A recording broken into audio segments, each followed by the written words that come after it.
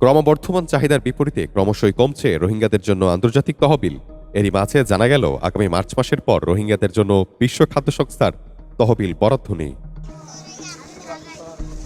এ তথ্য জানিয়ে দুর্যোগ ব্যবস্থাপনা ও ত্রাণ মন্ত্রণালয়ের উপদেষ্টা ফারুকী আজম বলছেন, বিকল্প উৎস থেকে অর্থ ও সহায়তা সংগ্রহের চেষ্টা হিসেবে চিঠি পাঠানো হয়েছে উপসাগরীয় দেশগুলোতে।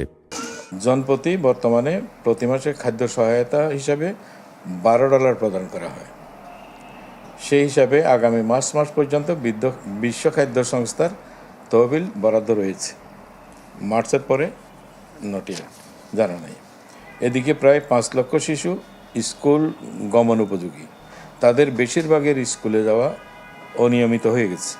অভিবাসন বিশেষজ্ঞরা বলছেন, সময়মতো সহায়তা প্রাপ্তি নিশ্চিত করতে প্রয়োজন কূটনৈতিক তৎপরতা জোরদার করা। আন্তর্জাতিক দেন দরবার তৎপরতার পরও রাখাইনে ফেরানো যায়নি বাস্তুচ্যুত রোহিঙ্গাদের। দিন দিন বাড়ছে বাংলাদেশের উপর অর্থনৈতিক, রাজনৈতিক ও পরিবেশগত চাপ। বিভিন্ন ফোরামে আমরা সেই ফান্ডের জন্য আমরা তদবির করছি। আমাদের গালফ কান্ট্রিগুলোকে আমরা চিঠি দিয়েছি, তাদের সাথে তদবির হচ্ছে। সেখান থেকে খাদ্য, কাইন্ডস অথবা অর্থ সহায়তা যেভাবেই হয়। এই চাপ নতুন মাত্রা পেয়েছে রোহিঙ্গাদের জন্য আন্তর্জাতিক তহবিলের সংকটে। খাদ্য সহায়তা হিসেবে রোহিঙ্গাদের জন্য প্রতি মাসে জনপ্রতি দেওয়া হয় $12 করে।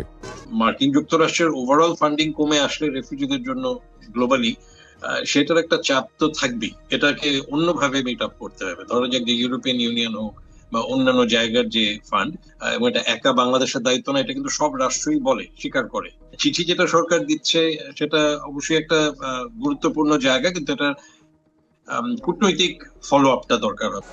সে হিসেবে বিশ্ব খাদ্য সংস্থার তহবিল বরাদ্দ আছে আগামী মার্চ মাস পর্যন্ত। এরপর কি হবে তা নিয়ে দেখা দিয়েছে গভীর অনিশ্চয়তা।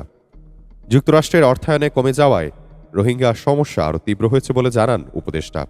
এ পরিস্থিতিতে বিকল্প জায়গা থেকে অর্থ ও সহায়তা সংগ্রহের চেষ্টা করছে সরকার।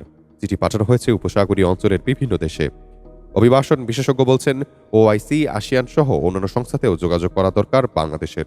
মনে রাখতে হবে, সময়মতো সহায়তা আসা জরুরি, যদিও বাংলাদেশের সময়টা নির্বাচনের। এরপরও রোহিঙ্গা সংকট সমাধানে প্রশাসনিক তৎপরতা থেমে থাকবে না, বিশ্বাস এই বিশেষজ্ঞদের।